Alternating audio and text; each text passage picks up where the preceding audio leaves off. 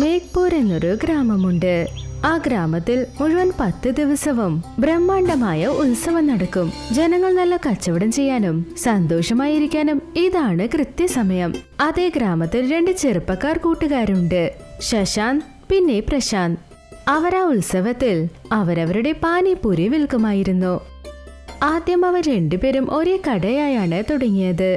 പക്ഷേ ശശാങ്കിന്റെ പ്രവൃത്തി കൊണ്ട് പ്രശാന്ത് ഒറ്റയ്ക്ക് ചെന്ന് സ്വന്തമായൊരു പാനിപൂരി കട തുടങ്ങി. ശശാന്ത് എപ്പോഴും പ്രശാന്തിന് വിക്കലുള്ളത് കൊണ്ട് അവനെ കളിയാക്കിക്കൊണ്ടേയിരിക്കും. പക്ഷേ പ്രശാന്തിന്റെ കച്ചവടം വളരെ നന്നായി നടന്നു. എന്തെന്നാൽ അവൻ സത്യസന്ധനാണ്. അയ്യോ, അടുത്ത ആഴ്ച ഉത്സവം തുടങ്ങുകയാ. ശശാങ്ക്, നീ എന്ത് ചെയ്യാനാ ചിന്തിക്കുന്നത്?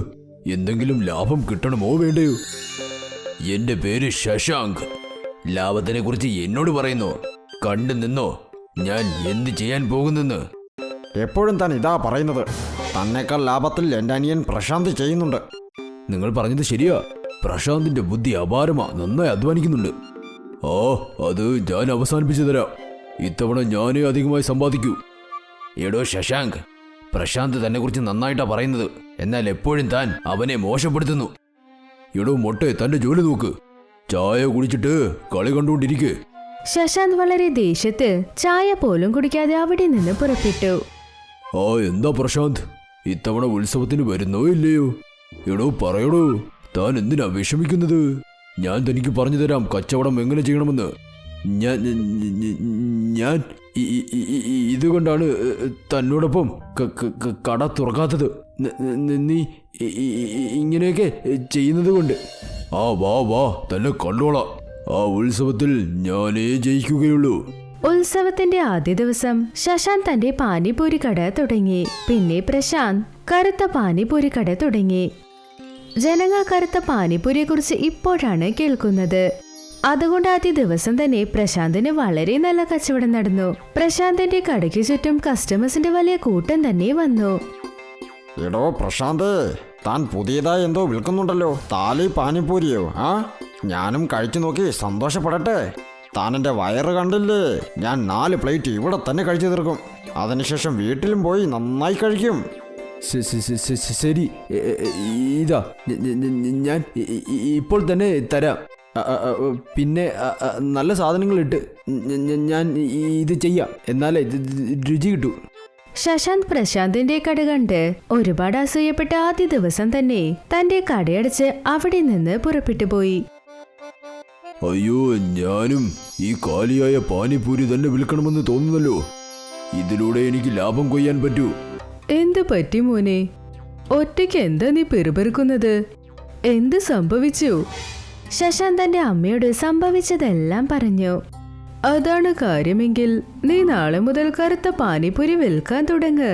പിന്നെ സത്യസന്ധത ഉണ്ടാകണം. അടുത്തവരുടെ കച്ചവടത്തിൽ ശ്രദ്ധ ഉണ്ടാക്കാതിരുന്നാൽ നിന്റെ കച്ചവടം വളരെ നന്നായി നടക്കും.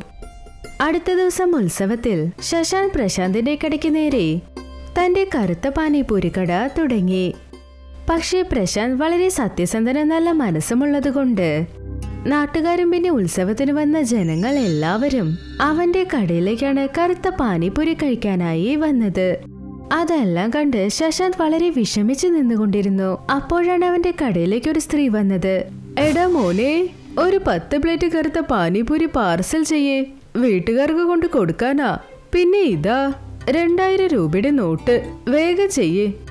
ആ സ്ത്രീയെയും പിന്നെ അവൾ കൊടുത്ത പൈസയും കണ്ട് ശശാന്തിന്റെ മനസ്സിൽ അത്യാഗ്രഹം തോന്നി. അവന്റെ കണ്ണുകൾ മിന്നാനായി തുടങ്ങി. ഞാൻ നിങ്ങളുടെ പാർസൽ തയ്യാറാക്കിക്കൊണ്ടിരിക്കുമ്പോൾ അതുവരെ നിങ്ങളിവിടെ ഇരിക്കൂ. വേഗം ചെയ്യേ, എനിക്ക് വീട്ടിലേക്ക് പോണം. ശശാന്ത് പാനിപൂരി പാർസൽ ചെയ്ത് അവർക്ക് കൊടുത്തു. എന്റെ കയ്യിൽ ചേഞ്ച് ഇല്ല. നിങ്ങളൊരു കാര്യം ചെയ്യൂ, ഉത്സവം കഴിയുന്നതും എന്റെ അടുത്തേക്ക് വരൂ. ഞാൻ നിങ്ങളുടെ പണം തിരിച്ചു തരാം. ശരി ശരി, പക്ഷെ തീർച്ചയായും തരണം കേട്ടോ. നന്നായി. അവന്റെ കടയിൽ കസ്റ്റമേഴ്സ് വരുന്നുണ്ട്. അതെന്തായാലും നന്നായി. അതെ. എന്നാലും പ്രശാന്തിന്റെ കടയിൽ ഒരുപാട് കസ്റ്റമേഴ്സ് ഉണ്ടായിരുന്നു.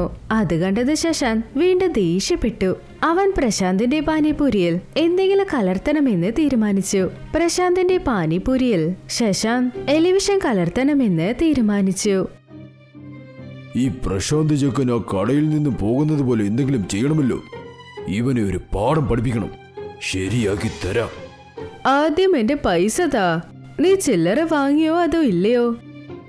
എന്തു പണം? നിങ്ങൾ ആരാണെന്ന് പോലും എനിക്കറിയില്ല. ആഹാ, ഇന്ന് രാവിലെ നിന്റെ കയ്യിൽ നിന്ന് ഞാൻ പാനിപൂരി വാങ്ങിട്ട് പോയത്. 2000 രൂപ നോട്ട് ഞാൻ തന്നിരുന്നു. എനിക്കെങ്ങും അറിയില്ല. പോയിവിടെ നിന്ന് ടൈം വേസ്റ്റ് ചെയ്യാതെ പൊക്കോ. ശശാന്തിന്റെ ശ്രദ്ധ പ്രശാന്തിന്റെ കടയിലേക്ക് പോയി. അവൻ തന്റെ കട തുറന്നു വെച്ച് എവിടേക്കോ പോയിരുന്നു. ചേട്ടാ,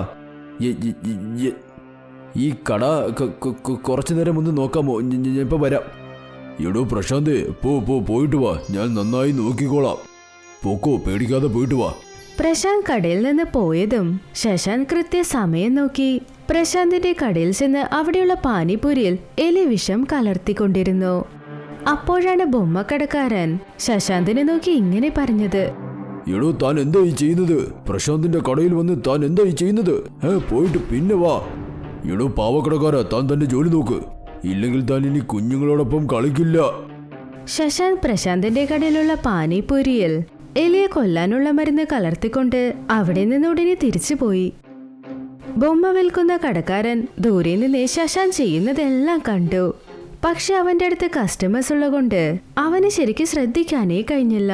അതിന് കുറച്ചു നേരത്തിന് ശേഷം പ്രശാന്തിന്റെ കടയിലേക്ക് ഒരാൾ തന്റെ മകനോടൊപ്പം വന്നു. എനിക്കും പാനിപൂരി കഴിക്കണം. ഇതാ. ആ ചെറിയ പയ്യൻ പ്രശാന്തിന്റെ പാനിപൂരി കഴിച്ചതും ആ ചെറിയ കുട്ടി കുറച്ച് സമയം കൊണ്ട് തല കറങ്ങി താഴെ വീണു.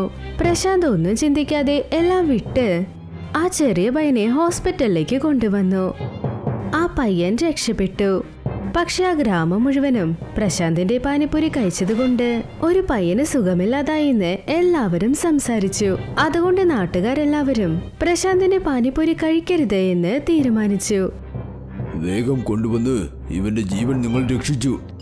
ഇപ്പോൾ നോക്കെന്ത് സംഭവിക്കുന്നെന്ന്. ഈ പ്രശാന്ത് ഒരു ബുദ്ധിശാലി എന്നല്ലേ അവന്റെ വിചാരം. ഗ്രാമത്തിൽ നിന്നും അവനെ അടിച്ചോടിക്കും. പ്രശാന്തിന്റെ ആ വിഷ പാനിപൂരി കഴിച്ച് ആ കുഞ്ഞ് ഹോസ്പിറ്റലിലായി. എല്ലാവരും പറയൂ, ഇവനെ എന്ത് ചെയ്യണം? ഇതിന് ചോദിക്കേണ്ട ആവശ്യമുണ്ടോ? ഗ്രാമത്തിൽ നിന്നും ഓടിക്കൂ, അല്ലെങ്കിൽ ഗ്രാമജനങ്ങളെ ഇവൻ കൊന്നുകളയും. ഞാൻ ഇങ്ങനെയൊന്നും ഒരിക്കലും ചെയ്തിട്ടേ ഇല്ല. പ്രശാന്ത് ഇങ്ങനെ കരഞ്ഞുകൊണ്ടിരിക്കുന്നത് കണ്ടതും അവിടേക്ക് ബൊമ്മക്കടക്കാരൻ വന്ന് ഇങ്ങനെ പറഞ്ഞു. ശിക്ഷയൊക്കെ പ്രശാന്തിനല്ല, ശശാങ്കിനാണ് കൊടുക്കേണ്ടത്. പ്രശാന്ത് ഇല്ലാത്ത സമയം ഇയാൾ പാനിപ്പൂരിയിൽ എന്തോ കലർത്തി. എടോ, താൻ വെറുതെ കള്ളം പറയരുത്.